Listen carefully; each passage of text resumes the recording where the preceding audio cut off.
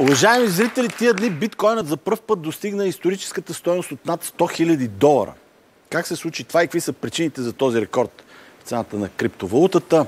Има един човек в България, до който винаги се допитвам, когато се случи нещо такова. Това е Пламен Андонов. Добре дошъл. Добре дошъл. Добре заварили. Какво влияе на това рязко повишаване на цената на биткоина в последно време? Политическата ситуация, икономическата ситуация или нещо друго? Последните седмици в България имаше няколко репортажа по тая тема, които гледах. И това, което направи впечатление е, че постоянно споменават президента Тръмп. Нали, президента Тръмп и... Това го споменават българите, които коментират цената на биткоина. Така ли? Да. И... Тоест, те смятат, че е свързано по някакъв начин с избирането на президента Тръмп. То е свързано, но толкова много се натъртва, все едно това е 80-90% от причината. Нали, биткоин днес да е на $100 000, това просто не е реалността. Така че тръгвам от там, че като че ли се акцентира в страната, твърде много на президент Тръмп в Америка, който е фактор. Но той е един от, бих казал, поне 5 фактора, които са с еднаква тежест. Разбира се, не може един човек да влияе върху една валута по такъв начин, каквото и да е. Нали? В нашите представи има някой, който идва и дига цената на това, дига на това, сваля на друго. Ако трябва да изборя, как да кажа, няколко фактора, които без съмнение, те са от, как да кажа, работили през последните години. То не е да се е случило, нали, за една седмица или за един ден. Първото нещо, което би споменал винаги е халвинга. Нали, намалянето на инфлацията на биткоин на половина. Това беше четвъртия халвинг, случи се на 19 април 2024 година. Това са, да кажем на нашите зрители, периодично, циклично се случва това нещо, през колко месеца? На всеки 4 години се намаля на половина добива на биткоин, което тъй като се намаля добива, миньорите, които го добиват, те постоянно го продават, за да могат да си платят все пак тяхната сметка за ток, техните разходи, заплати и така нататък. Това новопроизведено количество биткоин постоянно бива сложено на пазара да се продава, което, както знаем, нали, икономика е 1 на 1. Колкото имаш търсене, имаш предлагане, там се среща цената. И когато намалиш предлагането, продаването от новоизкопаното, напълно нормално е цената да расте. А когато има свръхпредлагане, има инфлация, нали? Нормално. Е първото нещо, което бих споменал. Това е важен фактор. Без съмнение, да. Второто нещо, което бих споменал, просто защото е обвързано с първото, с халвинга, е, че до голяма степен, дека това не е първия халвинг, това е четвъртия халвинг, хората имат очаквания. И исторически погледнато, 6 до 9 месеца след халвинга, цената ескалира нагоре. След което пак почва да слиза и стига до някакво междинно средно ниво, така да се каже. Точно така. И завъртат годините, минава 4 годишния цикъл, следващия халвинг и така нататък. Това е единия фактор. Това е втори. Значи, първият е реално математиката, че имаме инфлация, а вторият е очакванията на хората, защото и те влияят много на пазарите. Върху всички валути влияят най-вече очакванията на хората. Трето нещо, което бих споменал обаче този път, което е различно и го имало никога преди това в биткоин цикъл, е ETF-те в Америка. На предното гостуване, когато идвах тук, споменахме тези ETF-и и споменахме, че те са финансов инструмент, който дава възможността за пенсионни фондове и всякакви други големи инвестиционни компании да имат възможността да имат експозиция, да притежават биткоин. Американското правителство им го разреши това нещо миналата година. Тази година беше на 10 януари и ги пуснаха ETF-те. И това нещо отключи просто вратите към нов капитал, който преди това беше заключен. Той нямаше възможността, ако желае, да закупи биткоин. Съответно, когато се появят на пазара нови купувачи, имаме напълно нормално цената да се вдигне. И трето нещо, което вече бих споменал, нали, обвързано с Тръмп, е минаха години. И често казвам, до някъде тук е може би много подходящ момент. Имаме ли 2 минутки да разкажа накратко моята история за биткоин? Значи, знам за биткоин 2011. В момента съм на 35. 2011 съм бил на колко идва? На 21-2 години. И тогава, когато научих за биткоин, като много други, чух за биткоин, погледнах от цената и си казах, изтървах си шанса.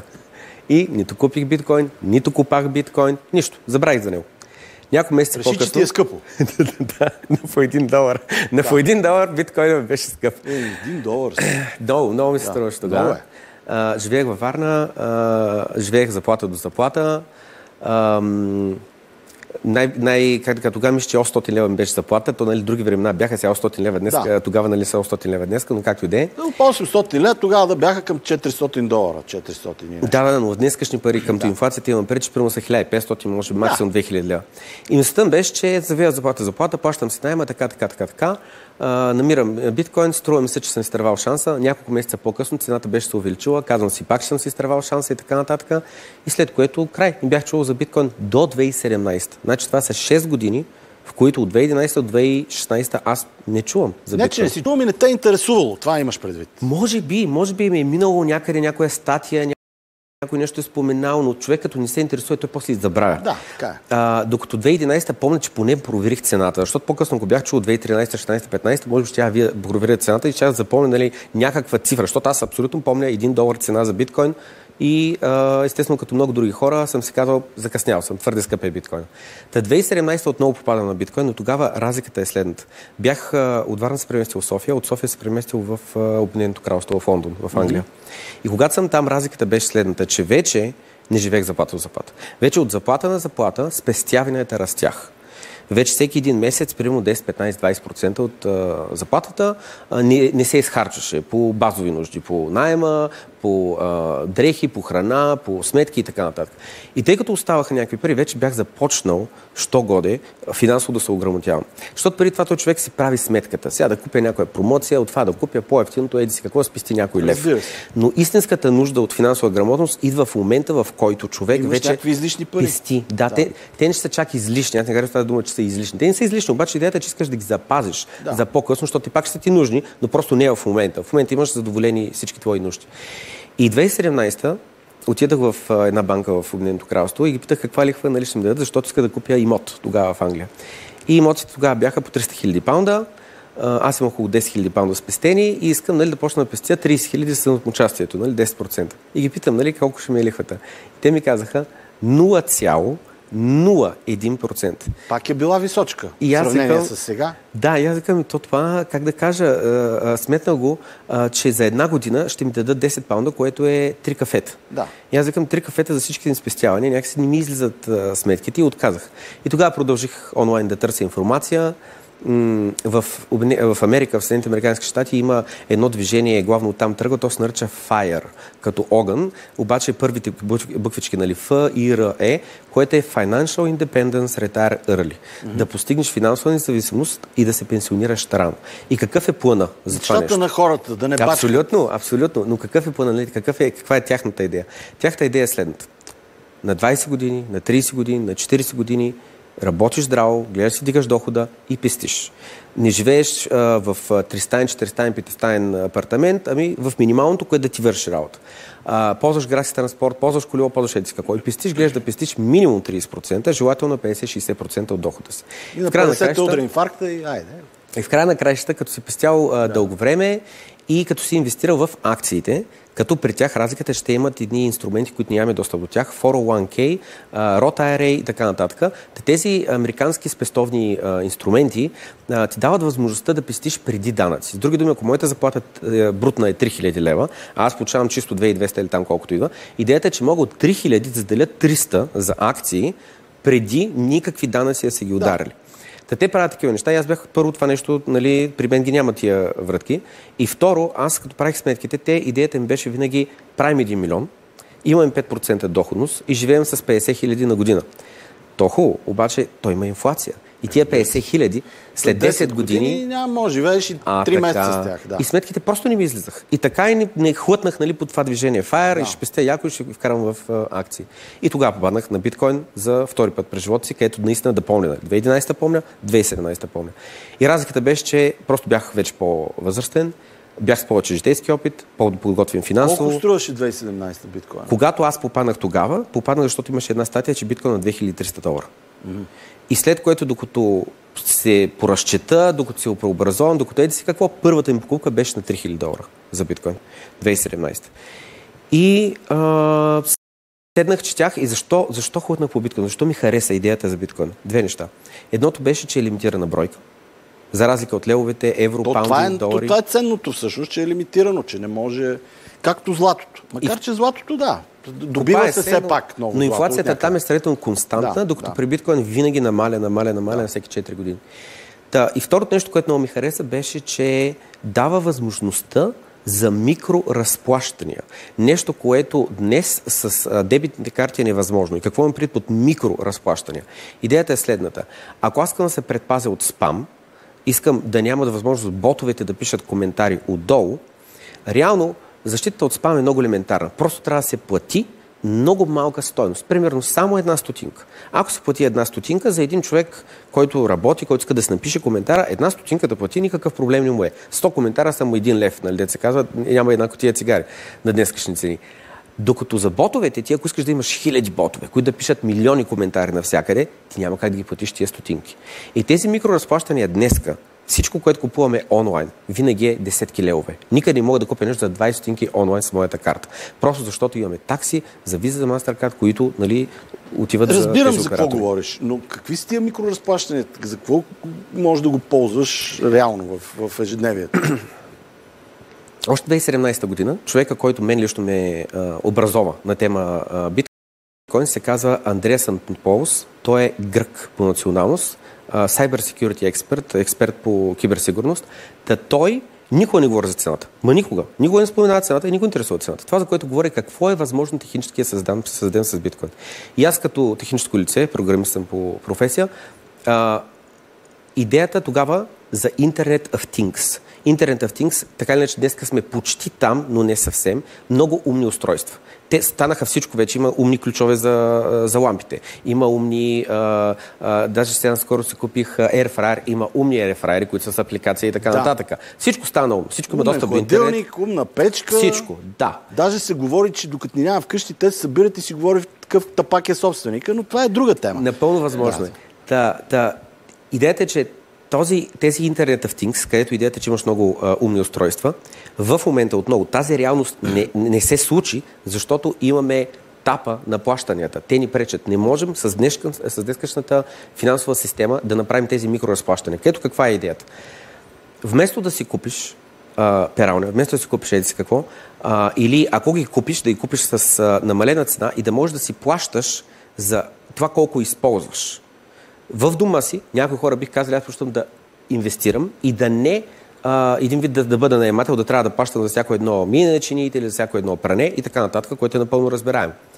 Но в интернет, в онлайн пространство, където хората създават дигитално съдържание. Ако аз напиша една статия, аз имам 2 избора. Или просто да я публикувам онлайн, хората да я четат и аз да не печеля никакви пари от тях, от тази статия, която аз съм създал. Дори хората да бъдат страхотна статия, много ми отвори очите, на каквато ще е тема. Ако ще да е на автомобили, за пътувания, за биткоин, за какво ще да е. Или втори избор, мога да сложа реклами. Какви реклами могат да бъдат рекламите на някои от големите... които изнервят много читателя. И това пречи. Аз не искам да пречи на моя читател. Аз не искам да го тормозя, аз не искам спам, аз не искам той да получава реклама за обувки, докато той чете за биткоин. Нали? Да. Но нямаме възможността да сложа плати 1 стотинка с интегрирания в твоя браузър портфел, плати 1 стотинка, за да отключиш статията и за да отключиш втората половина от статията. Ако си прочел първата половина, която само времето ти да прочетеш тази първа половина на статията струват за те повече от 1 стотинка, да платиш още 1 стотинка, за да доплатиш... Това има ли го вече на практика? Това, за което говориш? Да, с биткоин. Но го няма с дебитните карти. Има такива сайтове, в които можеш да четеш без реклами, без нищо, срещу 1 стотинка. Абсолютно да. И то такава, предполагам, сериозна информация, не някакви жълти глупости. Да, не, разбира се. Това е много интересно. Това не знаех за това нещо. Тези две неща ме запалиха по биткоиното, е, че е лимитирано и за мен просто имаше логика. Ако парите са лимитирани, вместо постоянно да се променят цените спрямо колко пари са принтирани, какви са лихвените проценти, криза ли сме, не се ли криза, стимулират ли в момента икономиката и така нататък, реално всичко се преоценява спрямо лимитираният брой пари. Не ми каза Тръмп как влияе на криптовалутите. Стигаме до там, стигаме до него, да. Идеята е, че през тези всичките години, 2011, 2017 и 2020 и така нататък, нещата много се промениха. И 2021, помня, Ел Салвадор държавата беше първата, която заяви в страната позволяват разплащанията с биткоин като основно разплащателно средство. го махнаха след това. Не, стои си. Не са го махнали. Продължава. Да. Те имат две, то не е нужно да имаш само една. Долара се стои и имат и биткоин. Което какво означава? Че в момента там можеш да се платиш, когато пристигнеш, ходил съм в държавата 2 пъти, когато пристигнеш, си плащаш за твоята виза, която е 3-месечна виза, $10 мисля, беше символична цената. Плащаш за $10 и имаш възможността да ги платиш с биткоин. И тези биткоини отиват при държавата, в държавната хазна. Данъците можеш да си платиш във всеки един магазин, който има достъп до интернет, можеш да си платиш, защото има такива, които са страни от цивилизацията и съответно нямат възможността за интернет там и съответно там само с кеш се плаща. Няма и карти, естествено. Това беше първата държава. След което редица други юрисдикции, примерно тази година ходих в Мадейра. Мадейра е автономна област, част от Португалия и са остров. И идеята е, че там техният президент, те си имат президент, абсолютно също. Значи той започна биткоин стратегия на острова. И в Америка вече на тези избори беше наистина нещо, което, толкова отдавна сме го очаквали, най-сетне се случи. Биткоинът влезе на национално политическо ниво в Съединените американски щати. И какво имам предвид? Какво имам предвид? Значи, в България имаме българската биткоин конференция, която организирам на всяка година. Тази година се проведе юни месец, а в Америка има няколко. По-голяма нация, много повече хората пътуват от чужбина и така нататък. На най-голямата обаче от техните конференции, която се проведе тази година в Нашвил, града, Тръмп отиде да бъде спикър. Той отиде, половин час, 40 минути някъде беше на сцената, да говори пред всичките хора, които бяха там. Много се извинявам. Браво, бе! Може ли да ти звъни телефона тук по време на разговор? Може би се дига биткоина и ти съобщава. В момента скочи и трябва да направиш бързи транзакции. Точно така. Президентът Тръмп отиде да стане пред 20 000 биткоинера, да заяви, че той, ако стане президент, ще промени пътя, по който е поела предната администрация. Администрацията на президента Байден. И съответно Камала Харис, която е неговия вице-президент, ще да бъде президент, ако беше спечелила изборите. Какъв път бяха поели Камала Харис? Не Камала Харис, няма се президента Байден. Джо Байден с Security Exchange Commission, която е една от държавните ръце, която се занимава точно с инвестиции с ценни книжа, начело с Гари Генслър. Това е името на директора. Те бяха ужасно антикрипто. Ама ужасно. Постоянно глобяваха борси за щяло и за нещяло. Постоянно гониха компании от Съединените американски щати. Буквално казват, ще те глупим зверски или напускай държавата. Според мен, това е моето лично мнение, аз така смятам, това беше корупция. Това беше корупция от страна на големите банки. Буквално бяха подкупили администрацията, защото криптото е конкуренция на банките. Ако ти имаш възможността ти да си държиш на твой портфейл крипто... валута, така е. Не само валута, но въпросът е точно това, че... И тя не стои в банките, да. Това е проблема, да. При биткоин имаме 2 в 1. Освен, че имаме друг вид валута, като лев, евро, долар, освен това обаче имаме и друга разплащателна система. Точно така. Защото без значение дали аз имам левове, евро, паунди или едиси, какво искам да направя банково разплащане международно, то минава по едни и същи канали. Да. Докато биткоин е алтернативна система, която е независима. Не си взимат комисионните банките, да го кажем с прости думички. И това ги удря под джоба. И съответно банките, това е моето мнение, не съм сигурен, че така, това е моето мнение, просто са подкупили администрацията да бъде много антикрипто, за да може да спре иновацията там и да се опитат да спрат цяло криптодвижението и особено да изгонят компаниите извън страната. Но това, което става в момента с Тръмп, значи Тръмп още преди да стане президент, той не че в момента но през последните няколко години той видимо показва, че харесва криптовалутите и че поне хората около него, които го съветват, му помагат и да бъде част от криптосвета. Защо го казвам? Той пусна NFT колекция, ако не се бъркам, даже 2 NFT колекции през последните няколко години, което означава, че той не е чужд към криптото и към целия пазар, който е изграден върху блокчейна. И сега, когато отиде на конференцията в Нашвил, това, което каза, просто беше, то е обещание, то не е реалност, то е обещание, но това, което обещае, беше първо, да махне Гари Генслър, който е шефа на Security Exchange Commission в Америка, което вече е обявено, че ще се случва. Той е избрал кой ще бъде неговия заместник и когато той стане президент, Гари Генслър се отива и идва той. Другото нещо, което заяви, беше, че ще направят Америка стратегически резерв. И този стратегически резерв е нещо много важно. Защото това означава, че Америка, държавата, ще купува и ще купае биткоин за тях като резерв. Това е също като злато. Ако имаш златен резерв, защо не да имаш и биткоин резерв? Много хора бих казали, защото няма никакъв смисъл. Злато е на 5000 години, всички го разпознават, еди си какво. Но ако една нация усеща на къде духа вятъра и мисли 5, 10, 15, 20, 30, 50 години в бъдещето, има логика за всеки случай да акумулират малко биткоин. И казвам малко биткоин, защото това, което те заявиха, е, че да акумулират 1 милион биткоина от всичките 21 милиона биткоина, което е около 5% от съплая. Което не е чак толкова значи, много. все пак Тръмп е повлиял. Абсолютно. Абсолютно повлия, но просто това, което искам да кажа е, че не е единственият фактор. За мен, дори Камала да беше спечелила, нещата бяха набъбнали. Вече беше минал халвинга, ETF-те бяха одобрени. Лари Финк не споменах. Лари Финк е CEO-то на BlackRock, който е най-големия фонд в света. Значи той миналата година вече тотално застана зад криптовалутите и конкретно зад биткоин. Той отиде и обиколи всичките финансови предавания в Америка и отново, това е Лари Финк. Трудно ми е само с дума да опиша каква е тежестта на този човек. Този човек отиде по всичките финансови предавания и каза, че той е бил в грешка в миналото, че биткоин е дигитално злато и че той ти е една застраховка на международно ниво, защото в Америка има в момента много притеснения за техния дълг. Вече удари 36 трилиона. И буквално този дълг в един момент той става неизплащаем. Той вече е неизплащаем. Може би, да. Нали, тук трябва лично не да казвам, ако потвърдя или не. Съответно ще се въздържа, но това, което казваме, че Лари Финк казва, че има притеснения и съответно той казва, трябва да купуваш нещо, което е независимо от долара и независимо от икономиката на Америка. Пример, златото. Напълно няма нищо общо. Да. Америка може да влезе в криза, златото си е злато. И съответно той казва, че за него биткоин е дигитално злато. И с тази негова позиция зад биткоина, за мен той е една от причините изобщо тези ETF-и да бъдат одобрени. Тъй като ETF-те бяха пуснати още като молба, като документи 2013 година. Но отне до 2024 година, за да бъдат одобрени тези ETF.